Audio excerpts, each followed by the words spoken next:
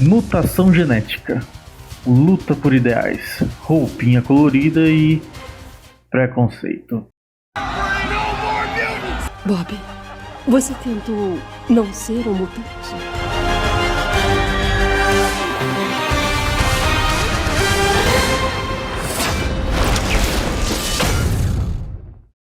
Meus amigos, em 2025 a Marvel está celebrando 50 anos do lançamento de Giant Size X-Men número 1. A grande publicação que exaltou esse supergrupo, deu uma repaginada nos integrantes e nos fez amar tanto os X-Men como eles são hoje. Pensando na celebração dessa nova equipe, por que não falar da história que marca o ápice dessa nova reformulação criada pelo maravilhoso Chris Claremont? Deus ama, o homem mata. Afinal, quem poderia imaginar, né? Ser perseguido e ameaçado de morte simplesmente por existir. Will be exterminated. You all belong to history. To me, my X-Men! This is a fight for our survival! Vamos lá, né? 2025 chegou e puta merda, hein? Essa história não deixou nem um pouco de ser atual. Em tempos como esse, mais do que nunca, toda a narrativa dos X-Men deveria estar voltada para o que Claremont estabeleceu em sua reformulação da equipe. Porém, eu duvido muito que eles voltem a ganhar outra boa representação nos cinemas. Não é de hoje que toda a trama em volta dos X-Men gira em torno do combate ao preconceito e de como as minorias são vistas diante de uma população muito contraditória no que diz respeito à idolatria a seus heróis. Acho que isso não se restringe só aos leitores de quadrinhos, mas qualquer pessoa que fique minimamente familiarizado com o universo Marvel já deve ter se perguntado: porra, como é que o povo desse mundo ama tanto os Vingadores e o Quarteto Fantástico ao mesmo tempo que odeiam tanto os X-Men? E tipo, principalmente todos os mutantes em geral, que assim como seus super-heróis, também são pessoas com poderes. Não faz sentido. Sabe que eu odeio na sua raça! Vocês agem como se sofressem muito! As pessoas normais sofrem também, até mais! Só temos a dignidade de não ficar chorando o tempo todo, entende? É a choradeira! Eu odeio a sua choradeira, tanto quanto eu odeio vocês! Mas antes de nos aprofundarmos nessa pergunta, vamos primeiro voltar um pouquinho na história e entender de onde tudo isso começou e destacar alguns fatos.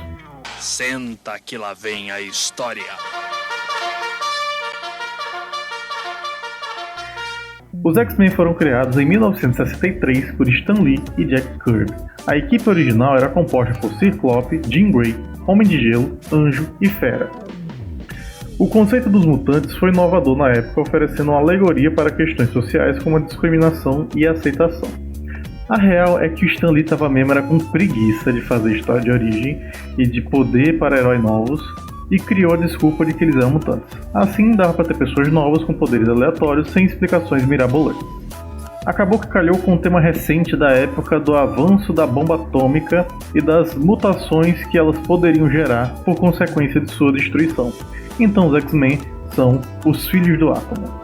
Ainda há idiota que abra a boca para dizer que X-Men não foi criado com o intuito de falar de preconceito e que eles foram criados para ser um grupo para competir com os Vingadores. É sim, arrombado. E os dois serem lançados no mesmo mês, né? Não, Vingadores foi criado com o intuito de competir com a Liga da Justiça e os X-Men foram criados para serem um grupo de super-heróis que já nasceram com poderes. E por acaso poderiam ser atacados por terem esses poderes.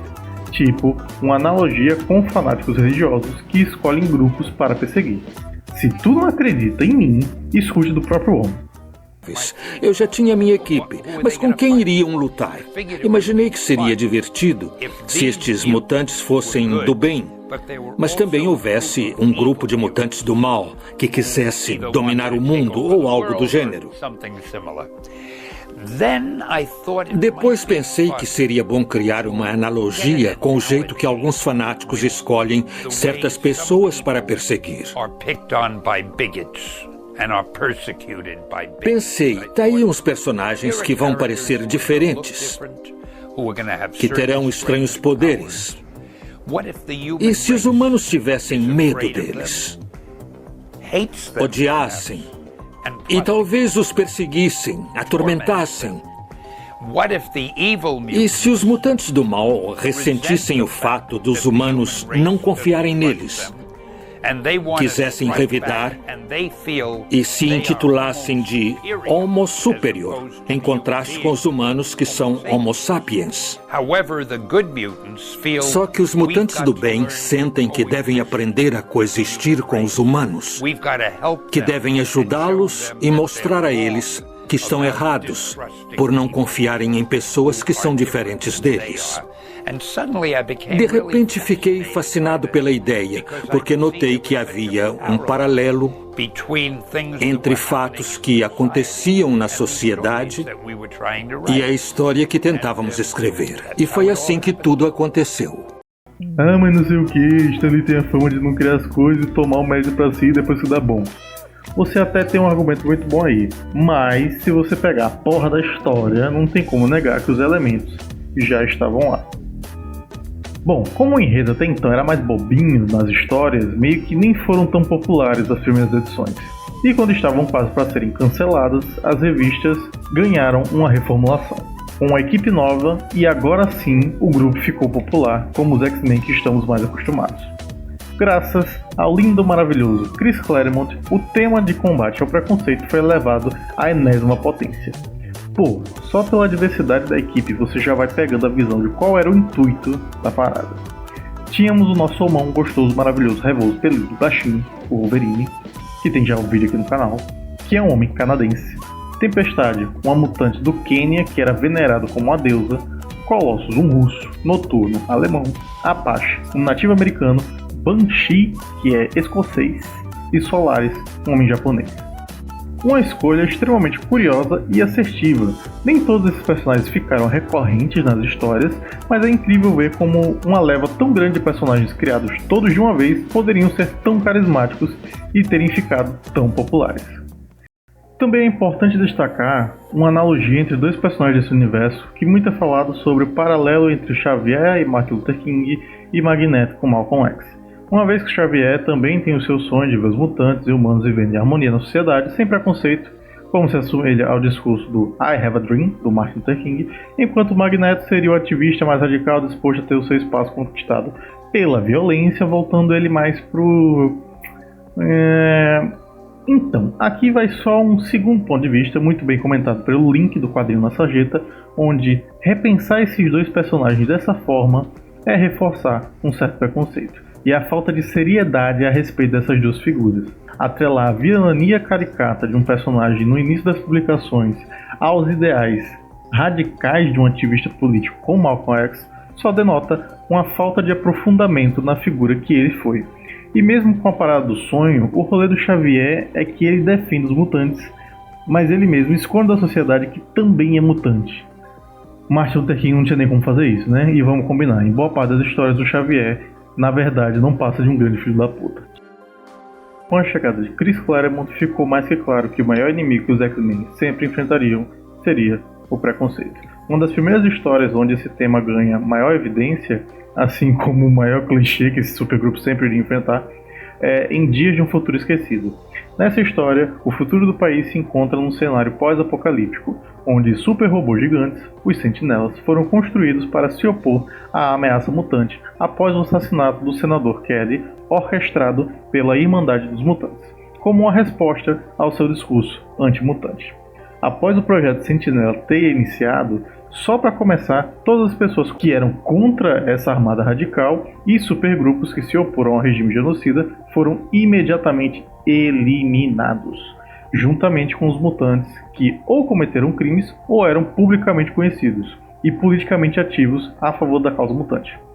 30 anos depois no futuro, esses mutantes remanescentes são obrigados a aceitarem a se subjugar ao regime, caso contrário morrem, e agora vivem em campos de concentração com colares inibidores de gene X, impedindo de usar seus poderes. E a população é dividida em 3 grupos. Os humanos puros, que são marcados com a letra H e podem viver livremente. Os humanos anômalos, que são marcados com a letra A e são um perigo em potencial, pois têm a possibilidade de gerar filhos mutantes, portanto proibidos de procriar. e os mutantes, que vivem aprisionados, fardados e marcados com um M para facilitar a identificação. Obviamente, nem no futuro onde os genocidas venceram as coisas são boas para eles. O regime que acontece nos Estados Unidos, ora, busca agora a expansão para o mundo todo. A Europa se posiciona contra e ameaça começar bombardeamento nuclear extensivo caso os sentinelas avancem a fronteira com o interesse de exterminar mutantes do resto do planeta. Ai meu pai, porque parece que a cada dia que se passa esse é o único futuro possível para a humanidade. Bom, e a partir daí, o maior clichê das histórias dos X-Men se inicia, que é esse futuro horrível que eles têm que impedir a todo custo, uma pegada bem exterminador do futuro, alguém volta no tempo e eles têm que impedir um futuro distópico horroroso. Quando eles conseguem, aparece outro viajante no tempo, de outra linha do tempo, toda cagada, e eles resolvem esse outro BO e aparece outro caso do futuro e por aí vai. Não vamos dar descanso pra Mutuna safada. E agora vamos falar de Deus Ama, o Homem Mata, que por si só já é um título bem impactante.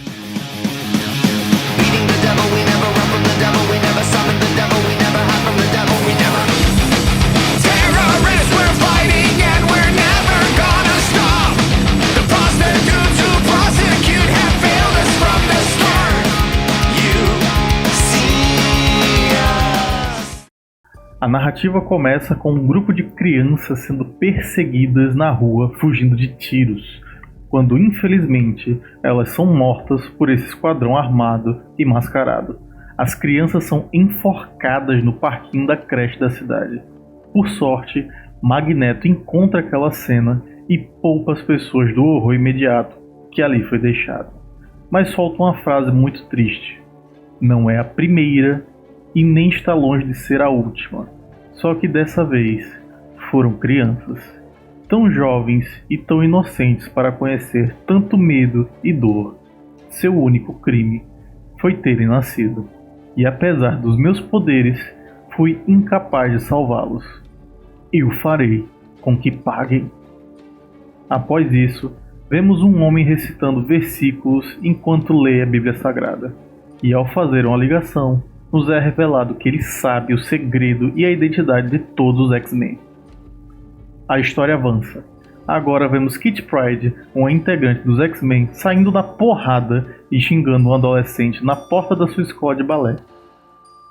Quando a professora vem entender o porquê da briga, Kitty conta sobre como o rapaz estava falando que os mutantes têm mais a que morrer, e ele retruca, dizendo que faz parte da Cruzada Striker e que concorda que Mutuna não presta e merece o pior, e ela é idiota por ser uma chegada em Mutuna. A briga é dispersada e a sua professora negra olha pra Kitty e fala: pô, liga pro moleque não, foram só palavras. E aqui, meus amigos, a gente pode ver como o tamanho das bolas do Chris Claremont são gigantescas, porque ele simplesmente dá o N-Pass pra uma branquinha meter um enorme na cara de uma negona e ainda sair como certa da história. Isso, meus amigos, é um feito para poucos. À noite na mansão, os X-Men se encontram para assistir o debate no jornal do Professor Xavier contra o reverendo William Stryker, fundador da causa Stryker. Aqui, ele simplesmente destrói as imagens dos mutantes e o discurso de Xavier em rede nacional, reiterando o incontrolável nível de seus poderes, ameaçando a segurança pública e questionando se eles devem ser tratados como seres humanos, uma vez em que em sua classificação genética eles são chamados de Homo superior e não mais de Homo sapiens. Os X-Men agoniados, então, vão desestressar treinando na Sala do Perigo. Acompanhamos então o Professor Xavier, Ciclope e Tempestade saindo da emissora. Eles conversam sobre como Xavier foi pego de surpresa por todos os argumentos e de como ele não conseguia adentrar nos pensamentos de Stryker, uma vez que parecia que tinha algum tipo de aparelho psíquico impedindo ele de usar os seus poderes. Aqui Xavier recita um raciocínio interessantíssimo. Com um inimigo como Magneto, poderíamos usar a força física, mas com Stryker, cujas armas são palavras e ideais, o que podemos fazer é rebater com palavras mais sensatas. Então, nesse momento, uma grande explosão acontece no carro onde estavam os três, e mais tarde naquela noite, a notícia chega na casa dos X-Men. E com isso, Professor Xavier, Ciclope e Tempestade estão mortos. Os X-Men na mansão lamentam a perda, alguns choram, mas outros se perguntam se parece ser real mesmo. Wolverine, conversando com Colossus, acha estranho que o carro só explodiu e os corpos foram encontrados mortos a ponto de não ser possível fazer uma identificação. Tinha cara de armação, para além entender que foi um acidente. Colossus questiona como Logan poderia saber disso, e o mesmo retruca que ele já forjou muitos acidentes de pessoas assassinadas. Amigão, o passado desse homem é porrada. Wolverine e Colossus então decidem ir revisitar o local do acidente para ter certeza do que realmente aconteceu lá. Ao chegar, são atacados por homens de armadura comandados pelo Reverendo Stryker. Magneto então se une a eles para derrotar os soldados e posteriormente interrogá-los, a fim de conseguir informações sobre os amigos mutantes sequestrados. Na mansão Xavier, vemos Kit e Ilana, irmã de Colossus, lamentarem as mortes dos companheiros. E em seguida encontram um objeto tecnológico muito estranho, voltado para a mansão. Elas quebram o equipamento e aguardam escondidas alguém vir para buscar. O que elas não esperavam é que uma equipe armada preparada para lidar com a situação chegasse já para sequestrar Ilana e executar Kit. Ilana é sequestrada, mas Kit consegue se esconder na porta-malas do carro. Estes percebem a presença da mutante e deixam um gás do sono para neutralizar a jovem. Mais tarde, acompanhamos o interrogatório dos soldados capturados por Wolverine, Magneto, Colossus e Noturno. Eles, usando táticas de tortura, descobrem que os planos do Reverendo Stryker são de aniquilação total dos mutantes. E o meio a qual vão utilizar para fazer esse feito é usar Charles Xavier como arma. Nisso, Magneto pondera: uma vez mais, o genocídio em nome de Deus. Uma história tão antiga como a própria humanidade. Colossus então pergunta: isso foi necessário? Foi. Então, Noturno questiona: mas se usarmos os métodos de nossos inimigos, meu cara, como vamos ser melhores do que eles? O quadrinho segue mostrando agora como está Xavier e os mutantes sequestrados. Xavier está num transe, obrigado a vivenciar visões de seus amados X-Men o torturando, ofendendo, com semblantes demoníacos.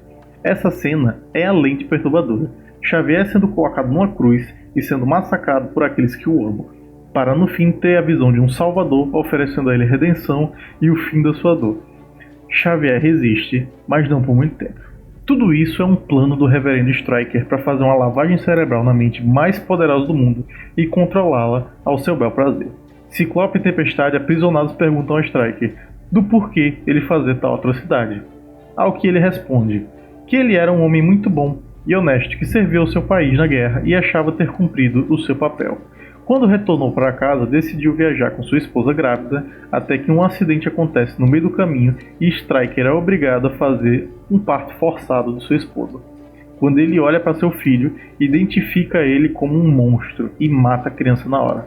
Assim que sua esposa acorda desorientada, ele, com vergonha do que fez, a abraça e quebra o pescoço dela. Ele coloca os dois de volta do carro, acende um fósforo ao lado do vazamento de gasolina e o carro explode. Porém, ele sobrevive. Ele então se pergunta a Deus por que faria ele passar por esse inferno se ele era um homem íntegro. E aí que ele se depara com um artigo de Charles Xavier a respeito dos mutantes. E é a partir disso que ele diz receber uma compreensão divina sobre tudo o que aconteceu com ele e qual seria o seu papel. E que agora ele tinha que erradicar essa raça maligna. Ora, na Bíblia fala que Deus criou o homem e a mulher à sua imagem e semelhança. Se os mutantes são uma evolução genética e não estão na Bíblia, então eles só podem ser uma obra do diabo e precisam ser eliminados pelo enviado do Senhor a quem vos fala. Após isso, Stryker recebe a ligação sobre o sequestro de Lana e Kit. Sem a necessidade dela, ele autoriza a execução de Kit Pryde, já que essa não teria propósito algum para ele. Tempestade grita por sua aluna e amiga, e então ela e Ciclope são confinados. Logo em seguida, uma série de tiros são disparados em direção ao porta-malas onde Kit estava, e quando eles o abrem, ela não está mais lá. Ela, com muita dificuldade, tenta escapar, uma vez que está fraca porque inalou um pouco da fumaça, e é encontrada num beco escuro cheio de homens que prontamente se disponibilizaram para ela, naquele momento de fragilidade, obviamente para abusar dela.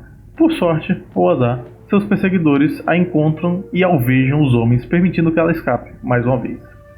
Se refugiando agora dentro de uma loja, ela consegue fazer uma ligação para a mansão Xavier. No momento em que Noturno atende e ela revela sua localização, a parede do prédio explode e ela mais uma vez precisa fugir. Ela consegue correr até entrar dentro de um trem, onde pede ajuda para um policial e informa que estão tentando assassinar ela. Neste momento, os perseguidores chegam e o policial, se prontificando para defender Kit, é baleado no exato momento. Quando tudo parece estar perdido, eles percebem que há muito tempo já eles não estão mais nos trilhos, e sim voando. Magneto estava em posse do trem e junto com os X-Men. Eles interceptam os assassinos e levam o policial ferido para o hospital e denunciam o Reverendo Stryker. Vemos então Professor Xavier completamente debilitado e submisso aos comandos de Stryker. Ele então comanda que Xavier prove sua submissão e mate seus X-Men. Ele infelizmente os matam. Percebam como Stryker faz uso dos versículos bíblicos para justificar os seus atos. Ciclope e Tempestade são levados para serem incinerados. Enquanto isso, Kit e os X-Men conseguem abordar um dos homens de Stryker e descobrir seus planos. O Reverendo planeja fazer o seu próximo sermão o maior espetáculo possível para executar seu plano. Tempestade e Ciclope são levados pelos elevadores para sua exterminação, quando de repente o elevador não para mais de subir. E ao perceber isso, os agentes sacam suas armas para se defender e imediatamente elas grudam nas paredes. E o elevador sobe céu acima por influência de Magneto. Um agente, porém, consegue escapar antes que o elevador seja arremessado céu acima. É descoberto então que os X-Men não morreram de verdade. O faro de Wolverine consegue detectar algo que dentro deles ainda vive. Magneto despeja uma onda eletromagnética que reanima os dois e pondera de que, em algum grau, Charles persistiu ao programa de Stryker e colocou os dois em um estado de transe, reduzindo seu metabolismo ao mínimo, criando uma ilusão de morte. Ciclope então acorda espantado, vendo Magneto ali na sua frente e principalmente por ele ter salvo a sua vida, então pondera: Magneto? Ele salvou sua vida, Scott. Como assim? Considerando nossa antiga relação, sua reação é compreensível. Eu não sou seu inimigo, X-Men. Nem considero vocês como os meus. É verdade que sempre tive o objetivo de conquistar a Terra, mas apenas para criar um mundo onde nossa raça, Homo Superior, pudesse viver em paz. Olhe para vocês, arriscando todas suas vidas por uma humanidade que preferia vê-los atrás das grades, ou mortos. Por que persistir nesse erro? E o seu jeito é melhor? Uma ditadura mutante? Meça suas palavras, rapaz. Eu vivi sob uma ditadura. E vi minha família ser assassinada por seus lacaios. Quando eu governar, será para o bem de todos. Satisfação gera tranquilidade.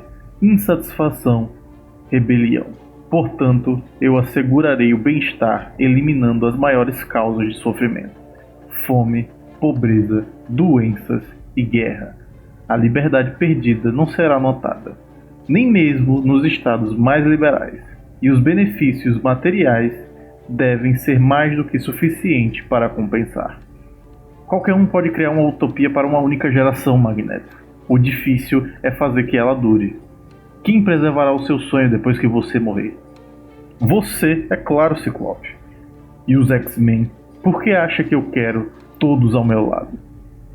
Mas essa discussão pode ser apenas retórica se os planos do Reverendo Stryker derem frutos. Considere minha oferta.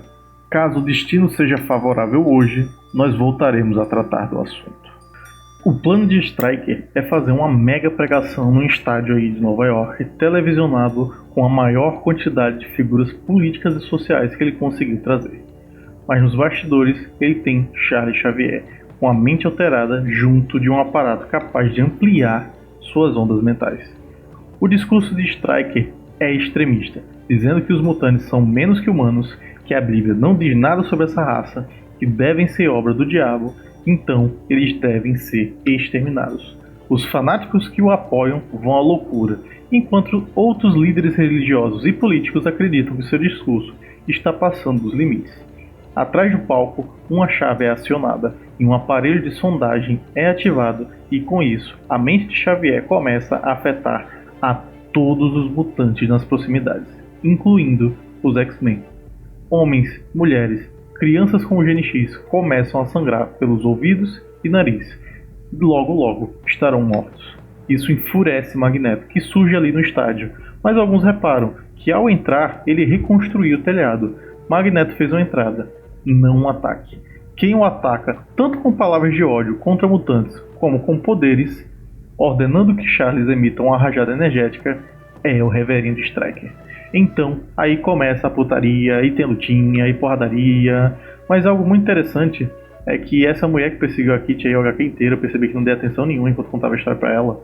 A Anne, líder dos Purificadores, do grupo de soldado aí que tava matando crianças do escambau, também começa a ter sangramento no nariz, mostrando que ela também tem o Gene X. E assim, sem entender o que estava acontecendo, ela pede auxílio ao Reverendo. Ela nem sabia que poderia ser uma mutante, mas o Stryker quer mais é que se foda. Mutante bom é mutante morto, porra. E por isso, ele a empurra do seu palanque, fazendo com que ela caia e quebre o pescoço, morrendo imediatamente. E tudo isso sendo transmitido ao vivo pelas câmeras de TV. Aí, os X-Men salvam Xavier, destroem a máquina pra lá, e quando eles pensam que está na hora de comemorar, Ciclope diz: isso não acabou. Isso é apenas o começo. O perigo real não são os purificadores, mas sim o próprio Reverendo com as suas crenças e ideias. Eles precisam acabar com esse extremismo, ou essa caçada vai durar para sempre. Desse jeito, eles vão até o palco, frente a frente com William Stryker. Nesse momento, Ciclope diz que os mutantes vivem aterrorizados por pessoas como ele. Crianças estão sendo assassinadas por esse tipo de discurso de ódio, condenadas apenas por terem nascido. Stryker diz que ele é apenas um instrumento do Senhor e que aquelas crianças, assim como os X-Men, não eram humanos. Mas quem é ele para dizer isso? Rótulos não deveriam ser mais importantes que a forma que eles levam a própria vida. Deveríamos julgar alguém pelo que supostamente eles são, ao invés do que eles realmente são? De outro ponto de vista, nós poderíamos ser os verdadeiros humanos e vocês mutantes. Então aqui temos aquela emblemática charge onde Stryker aponta para o Noturno e questiona: como pode chamar aquela criatura de humana? Noturno é um dos mutantes mais bondosos e gentis. É generoso, decente, ele tinha todos os motivos para ser amargurado, mas decidiu apenas sorrir para a vida. Kitty Pryde se manifesta dizendo que prefere muito mais ficar ao lado de seu amigo do que ao tipo de Deus que Stryker prega. O Deus que fala que deveria exterminar uma raça só por terem nascido diferentes. O Reverendo considera aquilo uma blasfêmia e quem tiver contra ele tem mais é que toma bala. Então ele saca uma arma e aponta para a garota. Então ouvimos um disparo. Mas nesse instante é ele quem leva um tiro de um policial ali próximo. Todos viram que o Reverendo ia atirar no adolescente e que os mutantes não fizeram nada de errado ou contra a lei. Por isso, eles deveriam ser livres, acabando assim com a loucura de Stryker. Mais tarde, na mansão Xavier, com o professor de volta à sua sanidade, os mutantes veem pela TV que Stryker e os Purificadores foram indiciados pela perseguição que realizaram, mas Magneto disse que aquilo é uma vitória vazia. O homem foi derrotado, mas sua causa continua viva. Muitos concordavam com a visão extremista, condenando talvez apenas seus métodos. Isso faz com que Xavier concorde com seu velho inimigo e pela primeira vez ele se questiona se os métodos de Magneto talvez sejam os corretos, já que a sua luta pacífica por igualdade não teve sucesso. Mas Ciclope diz que não vai aceitar isso. Ele sabe que os tempos são difíceis e que até podem piorar, mas eles não podem ganhar o respeito através de sangue. Charles Xavier deu um sonho para aqueles garotos, o de viver pacificamente com os humanos, e ele não vai desistir disso, porque os meios são tão importantes quanto os fins. Então Xavier relembra da sua luta e não pode se aliar a Magneto, que também busca paz, mas através de qualquer custo. Então, Magneto, que não pode ficar com eles por não poder lutar por algo que não acredita, vai embora, deixando os X-Men. Xavier agradece, mostrando que assim como todos os humanos, ele também tem seus defeitos e vulnerabilidades. Por um segundo, Ciclope foi a voz da razão, talvez se tornando o mestre e ensinando algo a Charles Xavier. Mas Ciclope só queria ajudar, só queria dar atenção a quem precisava naquele momento. Atenção essa que vem do sentimento mais poderoso que um humano pode sentir: o amor. Mas é uma pena que no mundo não exista só amor. Essa é uma história extremamente pesada e cirúrgica. É muito impressionante existir uma narrativa tão densa dentro de um HQ que pertence a uma empresa tão industrializada e preocupada com o retorno de venda de revistinha como a Marvel. Algo muito interessante é destacar como sempre que estamos prestes a ver uma cena que pode trazer um pavor, atitudes agressivas ou até mesmo um amargo na boca, as bordas da HQ deixam de serem brancas e passam a serem pretas. A seriedade, o pavor da perseguição anda junto na estrutura das imagens, tanto quanto o roteiro. Infelizmente, vivemos numa era onde muita gente que se diz fã de quadrinhos não lê quadrinhos. Vê apenas um vídeo, um resumão de uma saga e depois está dizendo aí: então o personagem não era pra ser assim. Sério, gente, leiam o material original. Não é a mesma coisa que ouvir alguém contar um resumão da história. É de fato uma experiência muito rica que só se concretiza com a leitura. Mas a HQ encadernada é muito caro. Irmão, a primeira pesquisada no Google tu acha em PDF. Não se preocupe em ter que dar dinheiro pra Marvel, ela já tá bilionária. Voltando então para o questionamento do vídeo: como a população desta terra pode gostar tanto de super-heróis e odiar os mutantes? Acredito que a primeira pista que podemos ter para dissecar melhor essa questão é o Homem-Aranha.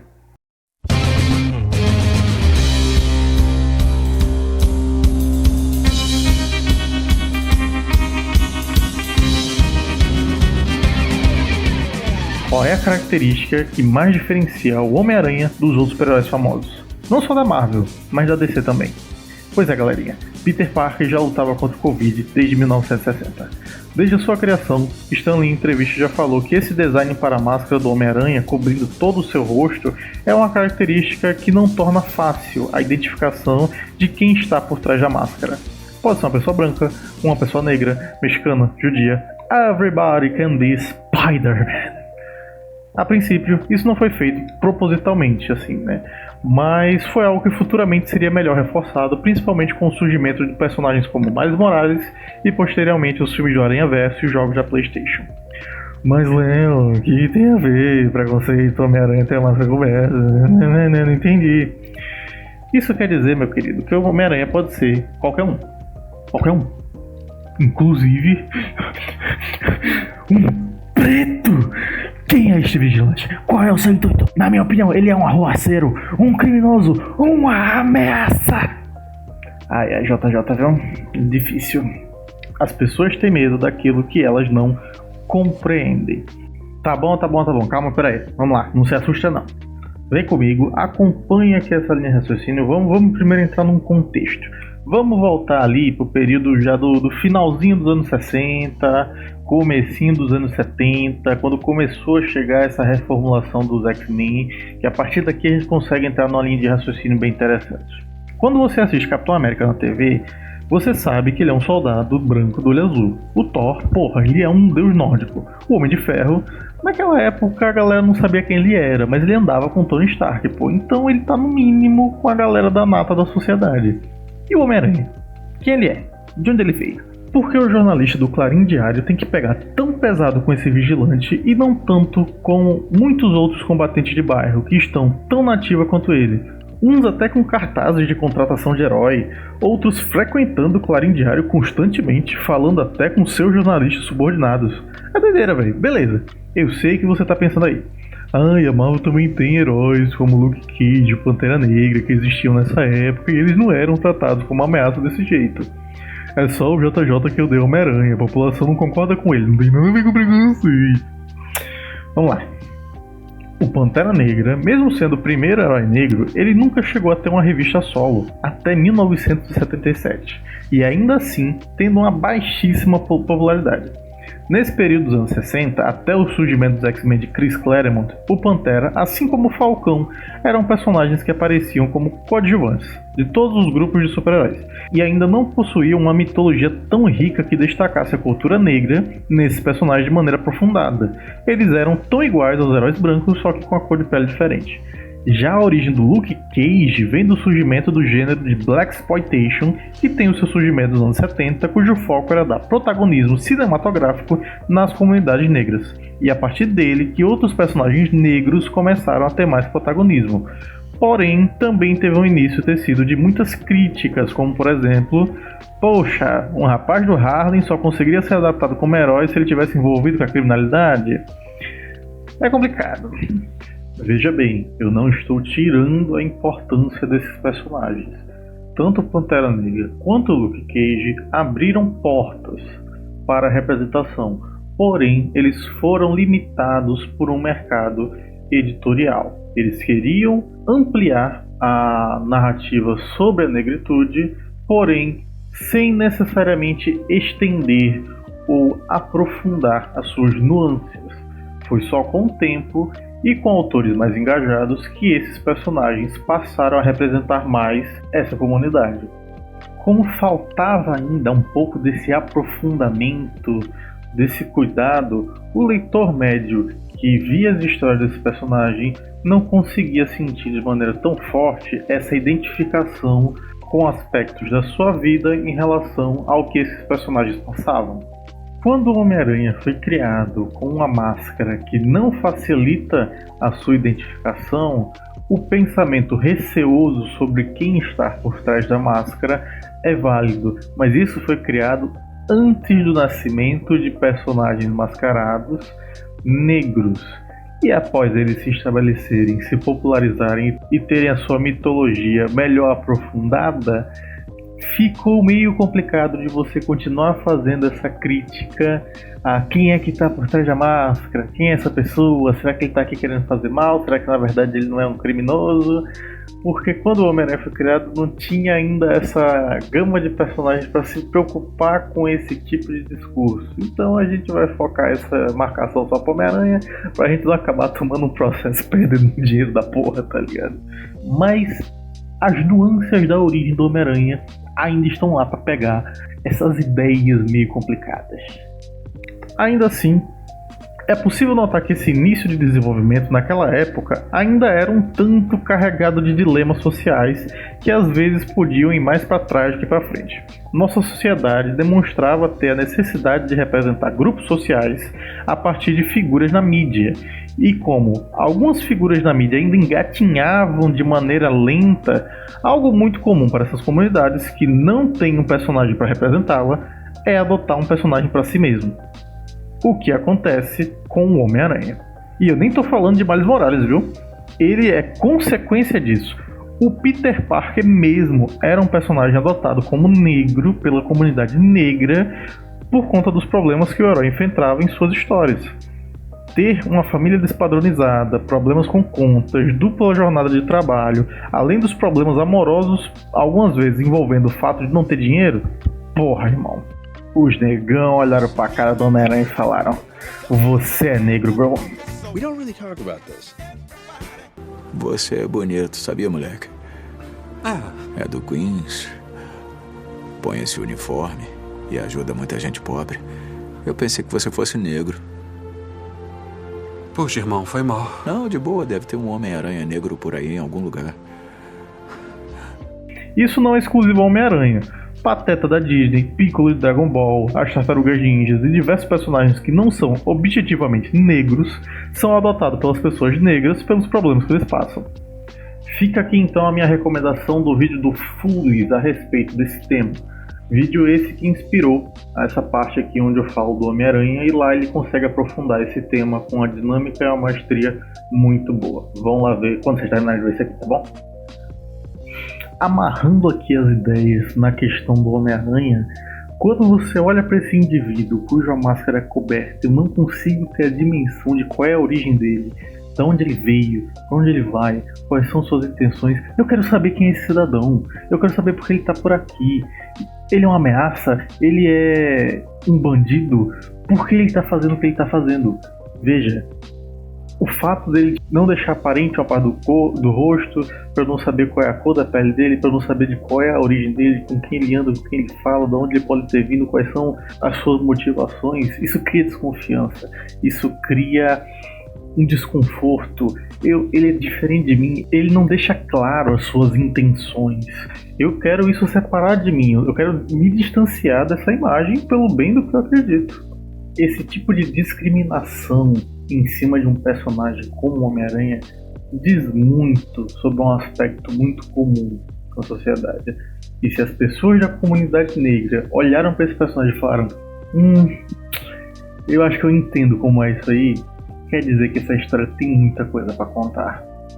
A partir desses tipos de pensamento sobre o Homem-Aranha, eu acho que a gente consegue compreender melhor qual é a treta dos mutantes. E agora, voltando para os X-Men, um segundo ponto que nos ajuda a compreender melhor toda essa questão de preconceito é que os heróis da TV, do universo dos HQs, assim como os artistas que as pessoas idolatram tanto no mundo real, eles estão na grande mídia, na TV, nos eventos, nos jornais, salvando o mundo, mesmo com os possíveis ataques que eles sofrem na mídia. Eles não estão dentro das suas casas. Eles não estão decepcionando das suas concepções de família de Deus. Eles não estão destruindo casamentos, não estão escandalizando as famílias do vizinho ou do amigo da igreja, não estão te prejudicando no trabalho. Porque todo ponto do preconceito mutante é o quão ele pode ser diferente de você, que é essa pessoa certa, essa pessoa do bem, essa pessoa justa. Como que entra na sua cabeça que você pode gerar um filho que destoa tanto do que você acha que é, ao ponto onde isso vai destruir a sua vida? Na trama dos mutantes, a alegoria é que, diferente até da maioria dos X-Men, nem todo mundo nasce com um poder tão legal e bonitinho não, como uma ruiva que lê mentes ou a garota simpática que atravessa paredes. As criaturas reptilianas, as espinhosas, as deformadas, as com asa de inseto, as que manipulam fogo sem o controle da mutação, as super fortes, as que soltam raio pelo olho sem controle. Essas causam alarde e pavor por aqueles que são humanos comuns e não têm habilidades físicas ou mentais para lidar com a situação de que o seu filho recém-nascido do nada pode derrubar uma parede, ou matar o seu marido, o seu irmão e destruir uma escola. Quem tá preparado para uma porra dessa? O ápice da analogia dessa luta é a sensação que os humanos têm perante a essas anomalias, que no enredo dos X-Men não se trata apenas de uma mutação genética daquilo que conhecemos como Homo sapiens. É outra espécie que evoluiu do ser humano mesmo, chamado Homo superior, o próximo passo da evolução humana. O medo agora não mais se origina do medo perante aos poderes não controláveis das mutações, mas também o medo da extinção. Porra, já existem os preconceituosos contra a própria raça, mas pense no medo de ser ultrapassado, se tornar obsoleto, de ter algo que não é mais semelhante a si se sobressaindo em relação a você. Isso é infinitamente mais avassalador.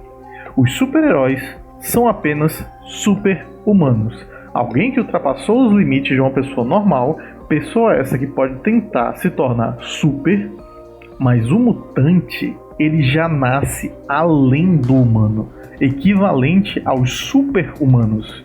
E em muitos casos, os mutantes estão num nível de poder muito além do que os super-humanos poderiam pensar em alcançar. Esse é o pavor a respeito dos mutantes. Por se isso não é uma clara alusão a muitos grupos minoritários, eu sou um pálio rebaixado. Ora, não temos superpoderes na nossa sociedade, mas um dos poderes que podemos adquirir é o poder de dar like e se inscrever, viu? Obrigado! É o poder de estar inserido na sociedade, o de ter poder aquisitivo, poder na mídia, poder de compartilhar suas ideologias. Agora, imagine a classe que sempre controlou esse tipo de poder perder espaço agora que os negros que eram escravos estão libertos, que os imigrantes que eram funcionários querem comandar empresas, os índios que saqueamos querem suas terras de volta, e os homossexuais que tanto espancamos assim como desejamos às escondidas estão se empoderando. O problema não é nem perder espaço. Cogitar dividir esse espaço soa como insanidade. a repulsa, o nojo de ter aquele que era abaixo de você se igualar e ousar te superar, irmão, só existe uma resposta à altura para lidar com esse problema: violência, erradicação. Uma solução que já foi tão cobiçada e infelizmente alcançada tantas vezes ao longo da história. Dentre uma dessas, a que originou o mutante com a história mais poderosa dentre os personagens do universo dos X-Men, o Magneto. Sem o nazismo, esse personagem não tem como existir. Ele não tem a mesma potência e relevância. O MCU tá com uma trolha imensa enfiada no cu para readaptar esse personagem no mesmo impacto que teve o Ian McKellen nos filmes do Bryan Singer. Seu dilema de reivindicar a liberdade de existir, infelizmente, constantemente, só se mostrou possível se conquistado através da violência, como resposta a uma humanidade ensandecida, altamente motivada a te exterminar para poder respirar em paz. Esse dilema não pode ser julgado de maneira rápida e muito menos de maneira simplista. Como eu comentei, é muito comum grupos minoritários que não têm representação na mídia adotarem personagens que não são da sua classe para si. Mas os X-Men, eles não precisam ser interpretados e adotados. Eles são essas comunidades. E por isso, suas melhores histórias são as que retratam isso com mais impacto. Além, é claro, do time completamente diverso na segunda reformulação de Chris Claremont, as histórias que se sucederam englobam muito mais personagens com etnias e sexualidades diferentes. No que diz em relação aos homossexuais, que foi a pegada que o Bryan Singer mais puxou quando fez os 2 primeiros filmes, vemos nitidamente naquela cena na casa do Bob, onde a mãe dele diz a frase nonsense que muita gente da comunidade já deve ter ouvido de alguém: "Você já tentou não ser mutante?" Mas engraçado é que futuramente nos HQs esse personagem se assumiria gay, tá ligado? E o que pesa é que os pais não tiveram culhão pra chamar a polícia, mas sim o irmão mais novo, altamente doutrinado pelo medo e ódio criado pelos pais. Quis a prisão do próprio irmão. E vou até mais além, toda aquela cena da vampira no primeiro filme pode ser muito adotada e identificada pela comunidade LGBT também. Ora, uma jovem que é pega no ato junto com seu parceiro, escandaliza sua família pelo jeito que é encontrada, é obrigada a sair de casa e agora se vê nos perigos das ruas, até achar um semelhante a ela num bar enquanto tenta sobreviver. Só de olhar pra jovem, ele a identifica e entende o que ela tá passando porque já passou por aquilo também. Mas hoje tem uma maturidade maior para se virar e uma certa desconfiança, porque a qualquer momento pode dar merda. Esse caso aqui já não acontece com Wolverine, mas posteriormente ela é abrigada na casa de outro semelhante que se compadece e acolhe ela na casa dele para que ela consiga voltar a se estabelecer na sociedade. Pô, irmão, o que tem de gay que passou por isso não tá escrito. Essa parte me pegou um pouco quando eu reassisti X-Men 1, porque eu tenho um amigo gay que já teve que prestar ajuda para diversos amigos deles mais jovens que por acaso tinham acabado de serem expulsos de casa e não tinham mais para onde ir. E essa ajuda por uns meses até que a pessoa arrumasse um trabalho e até conseguisse alugar um canto para morar, salvava vidas, pô. Poxa, o próprio X-Men 3 traz toda a trama em relação à oportunidade da cura mutante. O quanto os homossexuais foram associados aos diversos casos de HIV nos anos 70 e 80 e como diversos líderes religiosos reiteraram o quão era necessário uma cura gay para lavar a sociedade dessas doenças. Até que os mesmos começaram a ter HIV porque a relação homossexual não era a única coisa que causava a transmissão do vírus. Claro, essa é só uma interpretação dessa cena por conta da vivência que eu tive de alguém próximo a mim. Essa cena pode ser estendida a todo tipo de pessoa que passa algum tipo de discriminação na família que a obriga a sair de casa precocemente, seja por sexualidade, raça, religião. Esse é o ponto dos X-Men. Ter uma narrativa que apresenta problemas que pessoas nesse tipo de situação consigam se identificar e verem que existe uma representação de suas vidas repercutindo na mídia. E assim como vemos questões de preconceito, a gente não pode cair no discursinho inocente e vazio. Nossa, mas por que nós odiávamos e consideraríamos alguém menos humano só porque é diferente de você, quando o valor da humanidade é o seu caráter, que podemos ser mais felizes se formos nós mesmos. Olha, meu querido, tudo isso é verdade, mas assim, a gente vive num mundo onde a mente racista não funciona desse jeito. Esse é o tipo de discurso que não entra na cabeça desse filho da puta, pô. Por que a gente vai odiar alguém só porque ela é diferente? Ora, caralho, por causa de poder.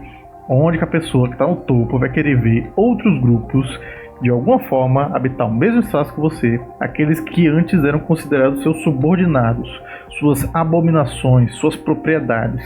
O ódio pela diferença não vem somente do pré-conceber uma ideologia a respeito do outro grupo. Ela vem de compreender que o outro grupo não é tão humano quanto eu. Percebem que, tipo, é um superior, não é um sapien, posso fazer o que eu quiser com eles porque eles não são seres humanos. Aquela raça, ela não é tão importante, não é tão relevante quanto eu sou. E esse sim é o real combate, que é o mais difícil de se travar. E claro, também dá para levar em consideração o ódio proveniente da repressão. A pessoa que interiormente ela até tem uma inclinação dentro dela, seja para gostar de certos grupos, às vezes para ter uma sexualidade melhor explorada, mas tomou tanta porrada a vida inteira do pai alcoólatra e foi moldada pela representação de um papel na sociedade que ele tem que cumprir, e hoje é um ser humano que só representa ódio e agressão.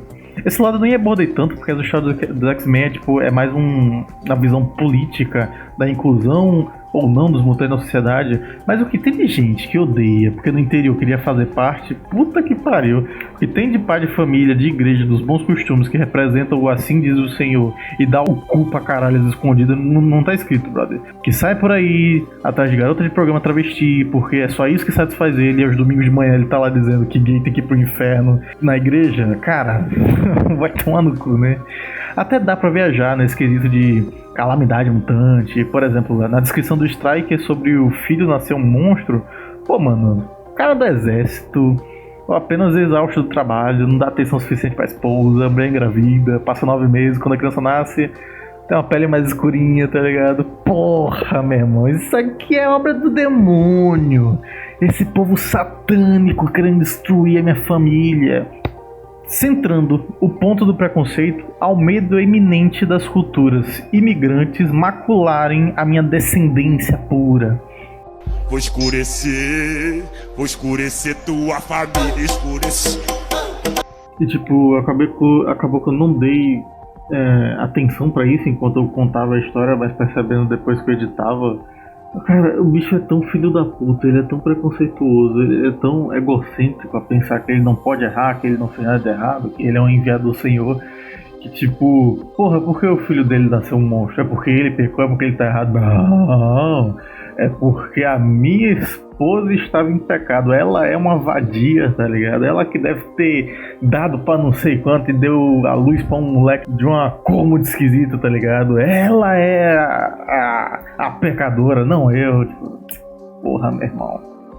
Isso, a gente fala do contexto que a gente vê no Brasil ou que a gente pode observar assim na mídia americana.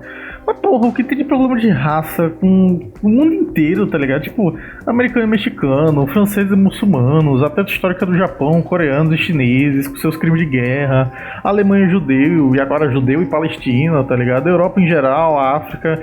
Cara, vai tomar no cu, velho. A espécie humana é uma espécie muito dodói, velho. A gente se odeia por muito pouco, velho. Eu diria que até a gente conseguiu um certo avanço nos últimos anos com toda a questão da representatividade na mídia, ter ficado mais forte dos anos pra cá, mais evidente nos anos 2000, ficando mais forte de 2010 a 2020 com a rede social, e ter mais pessoas compreendendo melhor esses grupos sociais, se assumindo, abraçando causas, mas é aquela coisa. Não se engane, o chefão de uma grande empresa não tá nem aí por ter mais gente negra, gay ou latina dentro de um filme. Ele só conseguiu ver que virou um nicho de mercado cujo qual dá pra tirar um bom dinheiro. O problema gerado nos últimos anos é que isso tem dado uma onda de conservadorismo ficando com ciúme de dividir espaço e reiterando a narrativa anti-diversidade, que eu temo ter ficado poderosa a ponto onde apostar na diversidade na mídia não traz mais o mesmo dinheiro que trazia antes. Então quer dizer que logo logo você vai poder voltar a soltar os cachorros e pisar em minoria sem medo da manhã, e mais uma vez veremos uma história se repetir. O The Boys mostra muito claramente isso, né? Esses ícones morais, esses ícones dos bons costumes e tal. Cara, eles estão à mercê de empresas, entende? Então, assim, se o vento mudar um pouco e amanhã o nazismo ser cool, tu vai ver o Homem-Aranha falando High Spider. Entendeu? É isso que vai acontecer. Entende? Então não tem, assim, é um progressismo, é a transformação de qualquer pauta social, pauta política em mercadoria. Acho que no meu dia mais esperançoso, a única coisa que conseguiria convencer alguém preconceituoso de como as suas perigosas ideologias podem destruir a vida de alguém, seja por meio da empatia. Mas não do tipo inocente de achar que todo ser humano entenda o que é esse sentimento. Não à toa é muito fácil sentir empatia pelos seus semelhantes. O problema é sentir empatia por aquele que você já decretou como um demônio. Caramba, você não consegue sentir nenhum tipo de remorso ao ver tantos refugiados, machucados e famintos por serem tão bombardeados por guerras que nem começaram, por perder seus tetos, de verem seus filhos desnutridos. Ora, se você não consegue sentir nada por espancar um homossexual ou um travesti do seu bairro, já que você bateu nele até a morte, não consegue sentir nada ao ver a mãe dele chorar e gritar, se esgoelar no seu túmulo do seu filho, gritando sobre o quanto ele só tentou ser ele mesmo enquanto ele era julgado, não consegue olhar nos olhos de um garoto de 12 anos que acabou de perder o pai com 8 tiros de aviso nas costas, porque tentou puxar a carteira do bolso para mostrar um documento comprovando que trabalhava e não era criminoso, e essa criança agora perde a sua juventude para ter que começar a trabalhar para sustentar a família, com a melhor oportunidade dele sendo sempre o crime. Olha, cada caso é um caso, e nem todo mundo é santo, mas todo mundo é ser humano. Se esse apelo à vida não lhe dá um embrulho no estômago de quem pensa que toda essa galera tem mais aqui morrer mesmo, eu não sei mais o que pode ser dito.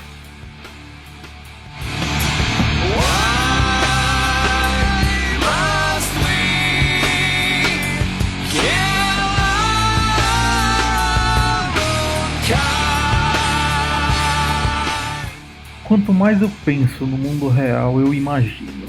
E quando todas as alternativas para se conseguir a igualdade através da paz falharem, quer dizer que a única alternativa que resta é essa?